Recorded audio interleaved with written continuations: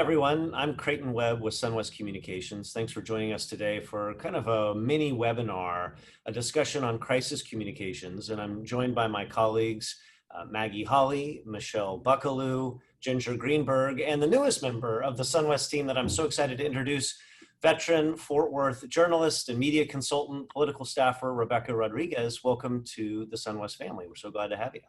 Thank you. I'm delighted to be here. Thank you so much, Creighton. So I mentioned we're talking today about crisis communications, and in a nutshell, that's to post or not to post. That is the question we're discussing today. Specifically, of course, the world, all of the country, our communities, our states, everyone right now is watching carefully following the death of George Floyd a week ago Monday in Minneapolis, which of course has been followed by nationwide protests in our communities and in many cases, riots and looting. So what we've seen is that many individuals, as well as brands, organizations, companies are feeling inclined to make some kind of a public statement. And in many cases, if not most cases, on social media. And it's very interesting to see and to watch and observe how that's working or how it's not, and perhaps if there's a backlash, if you will. So that's where we want to begin the conversation today. And Michelle Buckaloo, let me just start with you.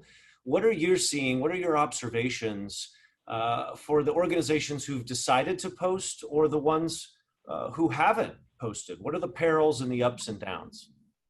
So, I think the one most important thing that I've seen coming out of all of this is the amount of people wanting to speak about it. Amount of brands wanting to get out there. I've never seen anything like this. I mean, we have seen so many tragedies, and I don't think I've ever seen this amount of brands getting out there. And it's very crowded. It's a very, very crowded space right now. And so some of these, they're just kind of regurgitating the same things. What I've found whenever I'm going through and I'm reading all of these different posts, the ones that hit home for me are the personal messages. Not so much from the brands themselves, but the CEOs who are actually getting in there, getting rid of their comms people, saying, no, I want to write this for myself, for my own personal post. I think that those are the ones that are going to break through some of that clutter. Those are the ones that really impact me. CEO of MAPS, Sid Marshall, today she had posted on LinkedIn a letter she wrote to her internal team. And it was quite personal. It was quite effective. That is a story that I will always remember. That letter I will always remember during this time. I think that if you just say, hey, we're going to donate some money to the NAACP, I think that if you're giving a message out there, but there's no real call to action, I think that that's going to just be muted by all the other messages out there. That's what my observation. And of course, we've seen some backlash as well. Nordstrom, Target, even Nike, that has had a fair amount of time, effort, energy, and dollars into the space of racial inequity, is seeing some backlash because I think some people are claiming that they look like they're posturing. Ginger Greenberg, what advice are you giving your clients? Along the lines of what Michelle's saying, I would say that it has to be personal, and more importantly, it has to show that action. I think a donation is important, but what are you really doing as a sustainable action that this is not just a one and done post? What are you planning to do a month from now, a year from now, to really make a difference and show that difference? So that's what I'm really talking about with my clients is, does it make sense to say something now? I know you want to act quickly because you're on social and want to make a statement, but what are the actions behind that? What are you going to do to move this forward? You can't just say something and then do nothing. Maggie Holly. I couldn't agree more. I think that there has to be a commitment behind it right now. Brands that are speaking out and just slapping a quote or something like that up on social, but not backing it up with what they're actually going to be doing, even if you don't know what you're going to do yet, even if the commitment is, we're not sure yet, but we're making a commitment to have this be an actionable cause for us, is hugely important. I also think Ginger said, you said something great about brands wanting to act quickly. Oftentimes we tell clients, speak out early and often. And I think this is a different scenario. I think you can actually take the time to listen first, observe, talk to your stakeholders, talk to the people in the community and your personal relationships who you trust, and really make an informed decision about if and how you put any messages out there. Rebecca, you have been a career journalist, last in Fort Worth, an investigative reporter, an anchor. You've been a political staffer to members of Congress, a mayor, school district, school board, and in the nonprofit sector. Is there any wisdom to this whole notion of when in doubt, leave it out? Best to not say anything right now unless you really belong in this conversation? I think you have to wonder about your stakeholders, A, and then the general public, B, and realize that you're not talking to your stakeholders anymore. This kind of a message transcends anything that you might perceive as your brand or your messaging or your marketing plan. This is something different and aside. From a personal perspective, it's all I'm hearing at home. It's all I'm hearing my 17-year-old talk about, my 24-year-old talk about. And it's an ongoing dialogue and conversation, and sometimes it's heated, and there's a lot of concern, a lot of interest in this. So anyone, a Nike, a Target, a nonprofit who decides to wade in has to realize they're not necessarily always going to only be speaking to their stakeholder who understands their intent. So what is that message, and what do you want to say, and to what end? It has to be authentic. And I think, to Michelle's point, that's probably why you see so many CEOs saying, I'm going to take this on myself, because it is such a personal experience, whether as a person of color or someone who is experiencing it from a different perspective. It is a unique perspective, and right now there are voices crying to be heard. How do you decide, or how do you advise that an organization or an individual should decide whether to post or not to post? Let me let any of you jump in. I think, and I've thought about this a lot as I've been reading things this week. Before an organization, a corporation, a brand, before you post, look in the mirror. That's my advice to every CEO in America right now. Look in the mirror, take a look at your organization. Are you walking your talk, right? Are you sitting here saying you can't believe this is happening in America, but is your board diverse? Is your leadership team diverse? Are your employees diverse? If you're not in that position at this point, I think that it's best to leave it out. Yeah, it's interesting you say that, Michelle, because you see a lot of comments. Companies are saying, we stand with you. That's the last sentence of their post. And the responses are very cynical. Oh, yeah? Well, what's the makeup of your board? What's the makeup of your C-suite? Where have you been? You see a number of comments from people of color saying, oh, now you're outraged. Now that Target has been looted, now you're deciding to express outrage. Where was your outrage when incidents like this would happen before? Some inherent pitfalls and dangers. Ginger, Maggie, Rebecca? I agree with Michelle in the sense that take a look inside. You definitely should be looking in the mirror and seeing what you're doing to create diversity in your workplace, with your board, in every piece of your life. And that's definitely happened in our house too. And I think that a part of that is, and what I was struggling with over the past few days is, what can I do? What are my actions? What should I do? How do I support my friends that are hurting right now? And ask yourself those questions. And if it seems frivolous, it could be, and it probably is. So think about what could be meaningful, and call your friends up and ask them a question. Talk to them. The communication is key here. What do they want? What do they need? What would be helpful in this situation? Ginger, what I would also suggest, right to your point about do I post or do I not post, I don't think that's the first question you ask yourself. I think what you do is have the conversation internally. You have the conversation with your board. You have the conversation with your leadership. I think you even invite a broader conversation. Have a town hall in your own office. Have that conversation.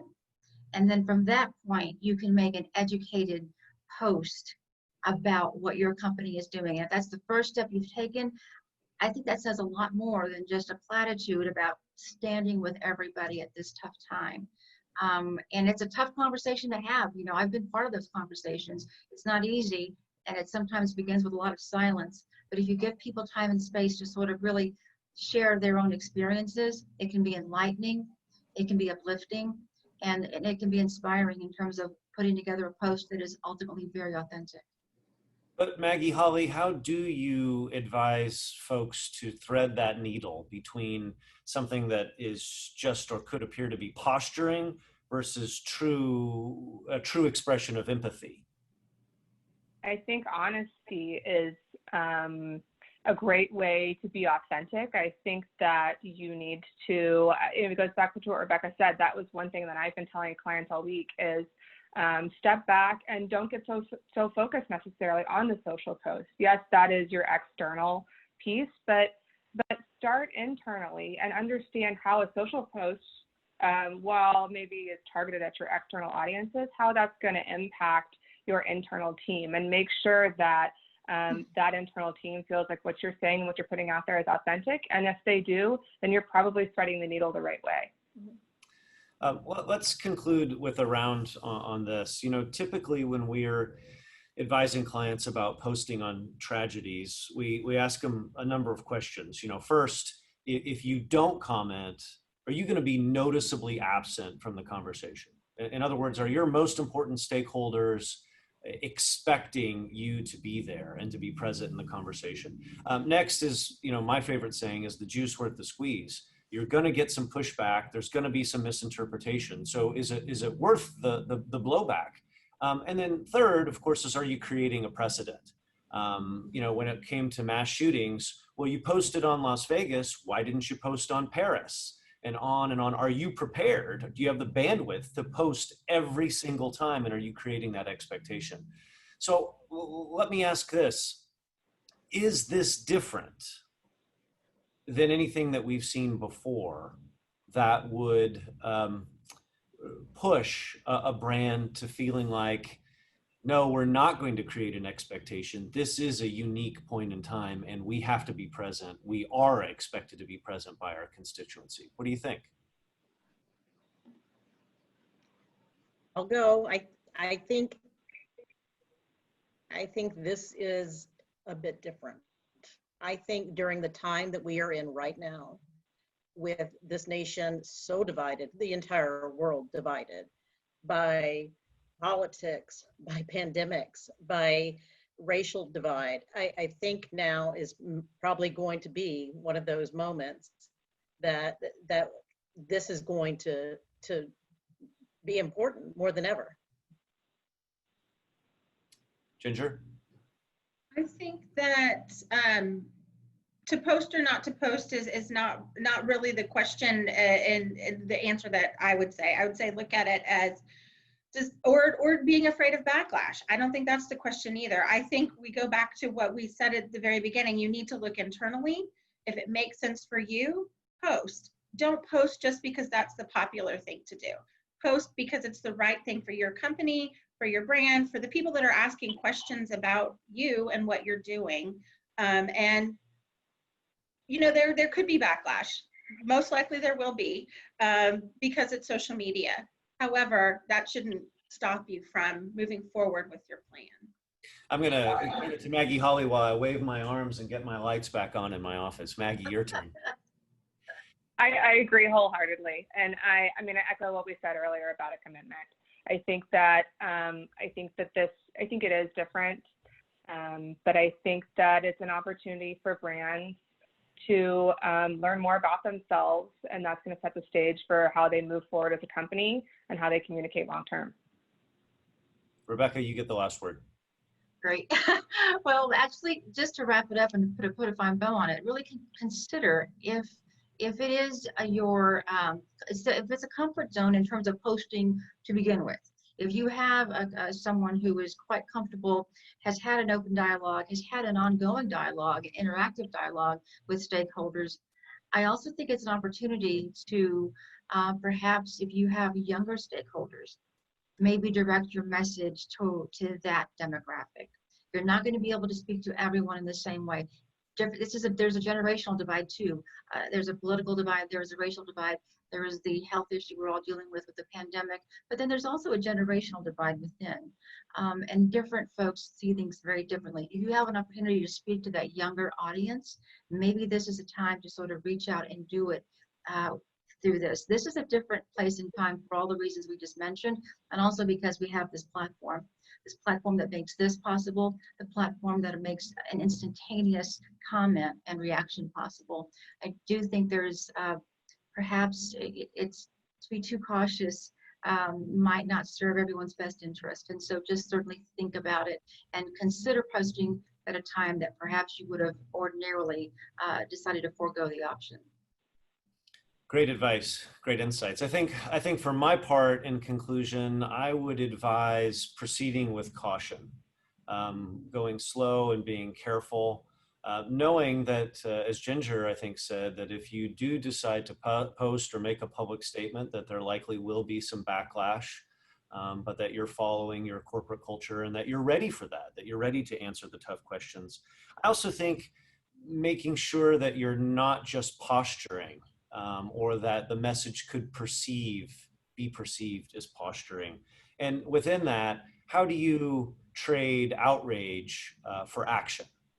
As was said earlier, I think people want to know what your game plan is going forward. And perhaps if you are willing to be authentic about needing to do better within your organization, whether it's diversity or your policies, I think that level of authenticity, if you're willing to be that open and transparent, and from a risk perspective could probably go a long way.